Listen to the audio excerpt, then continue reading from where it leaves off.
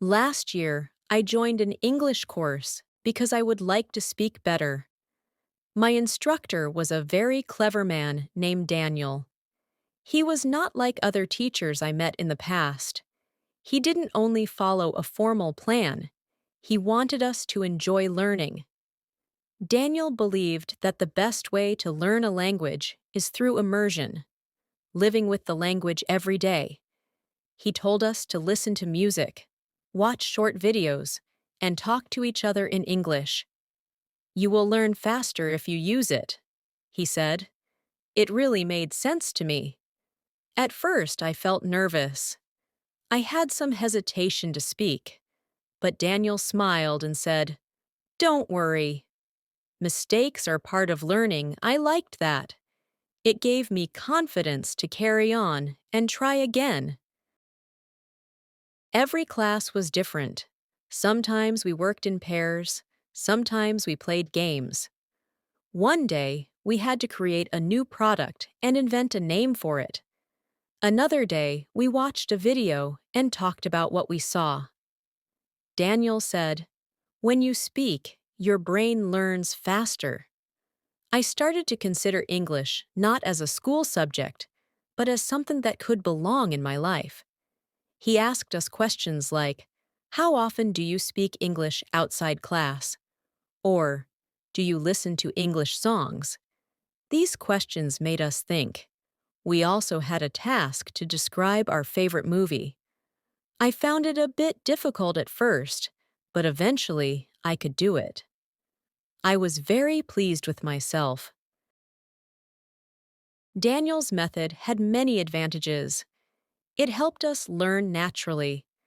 We learned not just specific grammar rules, but also how to use words in context.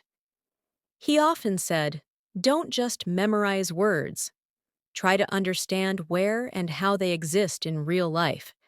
He wanted us to pay attention to how people talk and what expressions they use. When I spoke with my classmates, I felt more confident. I learned that everything depends on practice. You can't just study once and be good. You must repeat things a couple of times. One day, Daniel gave us a group project. We had to make a short play. Each student had a role. Mine was the shop owner. I had to perform in front of the class. At first, I didn't like it. I thought, I'll forget my lines. But Daniel said, "It's okay. Just try. You can always find an alternative way to say it." I did the play, and everyone clapped. I was surprised. It was not perfect, but I did it. I felt proud. After that, I began to look back at my progress. I realized how much I had improved. As a result, I started to use English outside the classroom too. I spoke with tourists, watched English movies, and even read short stories. I wanted to find out how much I could learn if I practiced every day. I discovered that the more I listened, the better I understood. Later, I found a small cafe where the owner spoke English. I asked if I could work as a helper there for a few hours a week. He said yes.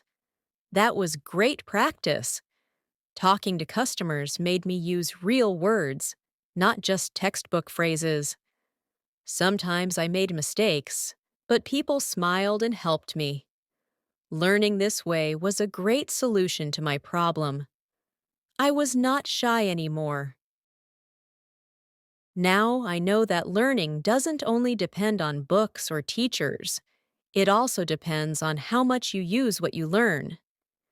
Daniel always told us, "If you find something hard, don't stop. Try again."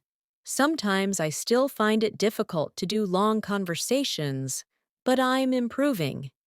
He said, "There is no one right way. It depends on what works for you." When I think about it, he was right. Everyone learns differently. But one thing is true for everyone. You must keep going. When I look back at my English journey, I feel happy. I met a clever teacher who taught me in a fun and creative way. He helped me understand that learning is not about quantity or rules, but about connection and courage. Now I use English almost every day. I talk to friends online, write messages, and listen to podcasts. I still make mistakes, but I don't care. I just carry on learning. For me, that's the most ideal way to grow.